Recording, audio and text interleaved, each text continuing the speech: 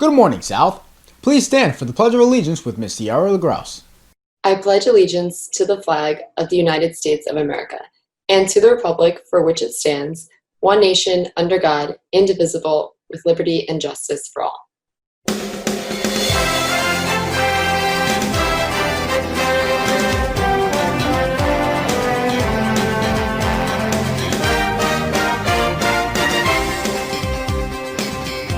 Good morning once again, and welcome to the Falcon Report for this Friday, the 11th of December, 2020, of remote-only Day 1. I'm Aiden Andros. With the holiday break approaching, South High School and the community at large have put their respective decorations together. We'll turn the time over to the Falcon Report's Christian Dyer for more details on the festive preparation. South's halls and the community around decorated festively to welcome the holiday season. A traditional landmark of the holiday season, snow. It all began on Wednesday afternoon, as tiny flakes fell from the sky, but faded away around the end of the school day. The surrounding houses in the Valley Stream neighborhood also fit the scene with glamorous decor, some of which used the night skies to show off a vibrant display of holiday-themed lights and blow-up icons. Though this week featured a shift to fully remote learning on Wednesday, when students were in school physically, South's halls featured an array of holiday decorations. The main lobby, the math hallway, as well as the attendance and guidance office were completely decorated with festive ornaments. The merry decorations were put up by various class councils along with the cheerleading team, to name a few. The halls. So, the cheerleaders decorated the gym lobby and other groups decorated different hallways throughout the school just to bring some cheer and put a smile on people's faces. I know it seems like fewer and fewer kids are in the school each day, and it does feel a little bit sad at times, so it's really nice to have something just to put a smile on everybody's face and to make South feel warm again. One decoration made was a wall of winter wisdom, packed with quotes to inspire all South students that pass it this holiday season. For the Falcon Report, I'm Christian Dyer. Valley Stream is surely becoming a winter wonderland. And now, a turn to scientific venture. Mr. Michael Bonagurio's 7th grade science classes have focused their attention on the digestive system, using the tools of ExploreLearning.com.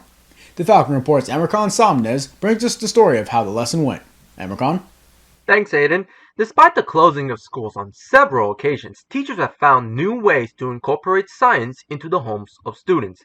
Mr. Michael Bungario's science class utilized a program called Gizmos, an online environment that allows students to take advantage of its unlimited array of science topics, which allowed for a smooth learning experience for both hybrid and remote students.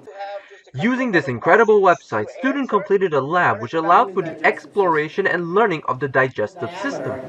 That's how they name the intestines. The one with the bigger diameter, that is the large intestine. The one with the smaller diameter is the small intestine. However, students took a more creative approach to this endeavor. By going through a process of trial and error and designing their own digestive system using its functions, students determined the most efficient and overall best version of the human digestive system. From the Falcon Report, I am Misha Sonmez. Following the recent ceremony held by the National Honor Society, the Tri-M and Art Honor Societies held annual inductions. Sophia Longin tells us how the evening unfolded. Sophia? South's accomplished musicians and artists were commended for their work with their induction into the Tri-M and Art Honor Societies. On Thursday at 7 p.m., students logged on to a virtual induction ceremony hosted on Microsoft Teams for the Tri-M Music Honor Society in the comfort of their own homes. Hosted by Miss Elizabeth Klemkin and Mrs. Melanie Bedell, the names of every new inductee were mentioned and celebrated for their exceptional musical and scholastic achievements. Pursuits. And now, without further delay, and because we need more artists to help us, Mr. Lee and I will now induct our newest Art Honor Society members. After brief video clips of the Tri-M officers and advisors that inspired hope and excitement for the future of music in South, the Honor Society pledge was vowed, and students' nominations were made official, ending a musical night off on a high note. Advisors Mr. Edward Lee and Mrs. Roseanne Valetti led the event, featuring appearances with the Society's officers. After logging off for the night, students felt a sense of relief knowing that their achievements were honored in a comfortable evening at home.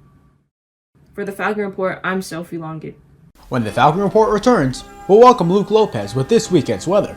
But first, a bird's eye view of Mill Pond. The Falcon Report will be right back.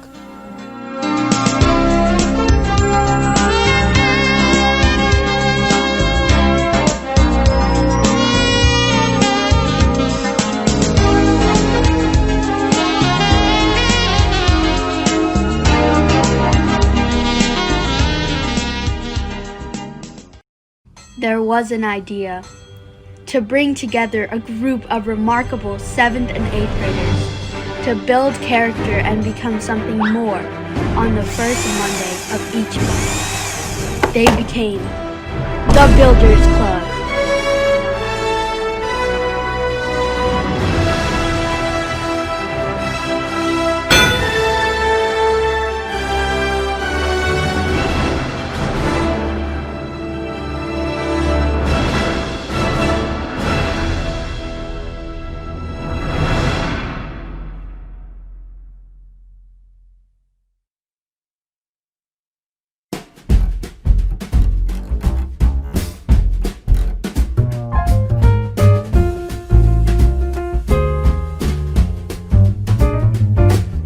Stop! What are you doing? I don't really need this. It's pointless to me. Just put it in a toy drive. It helps families in need.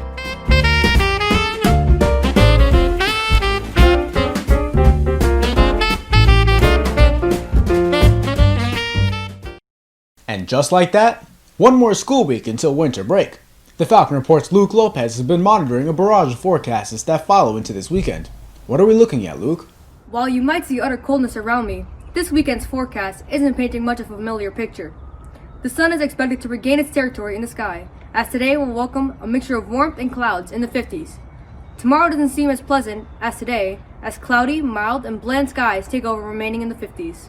While we receive admiring showers, the forecast remains relatively similar to Saturday's weather, bringing more clouds and temperatures in the high 50s. Just as you said, 1 week away until a warm and cozy winter break. But until then, bundle up, South. Back to you, Aiden. We appreciate the update, Luke.